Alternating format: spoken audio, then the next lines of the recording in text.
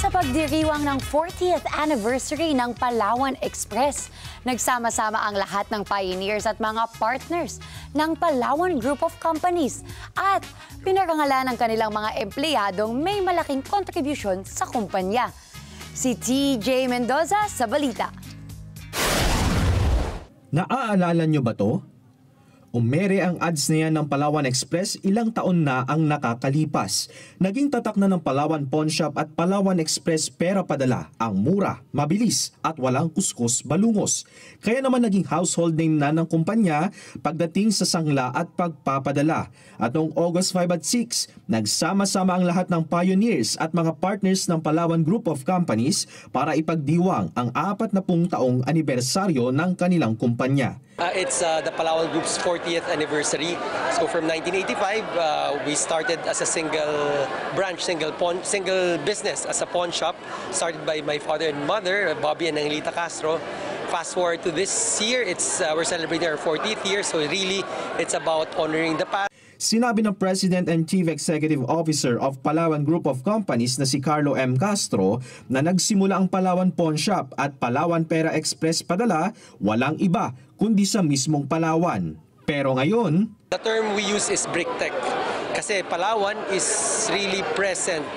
The Palawan Group is present not just in the big cities but also in the far-flung barangays and even to the remote barrios. Sa kanilang isinagawang programa at selebrasyon, napuno ng alaala at parangal, lalong-lalo na sa mga taong naging bahagi ng pagsisimula ng Palawan Group of Companies.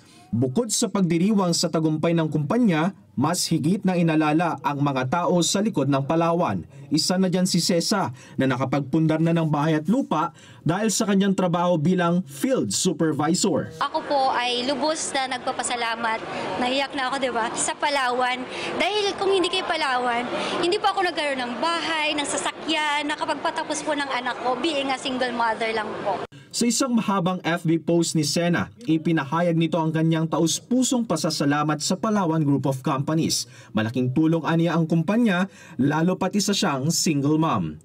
Bukod kay Cesa, nakatulong din kay Ricky ang trabaho nito sa Palawan na pinagsasabay ang pagiging law student sa kanyang pagiging area manager. Sa ngayon, meron akong nakapagpunta ako ng bahay at lupa sa Batangas and at the same time, ito ang aking bread and butter para may pagpatuloy ko ang aking pag-aabogasya. Ganyan pinahalagahan ng Palawan Group of Companies hindi lang ang kanilang negosyo, kundi pati na din ang kanilang mga empleyado na naging bahagi ng tagumpay sa kanilang kumpanya. Sa selebrasyon, natuwa ang kanilang mga empleyado sa inihandang programa na napuno ng kantahan, sayawan at pagpapanood ng kanilang kasaysayan. At may pasilip naman ang Palawan Group of Companies sa susunod pang hakbang ng kanilang grupo. The strength of Palawan really is we're one of the few companies, probably the biggest one, that can do both what we call traditional, the over-the-counter services, but also digital. TJ Mendoza para sa Mata ng Agila. Matatag, matapang, matapat. At yan na muna ang hot stuff. Balik sa inyo, Alex at Ali.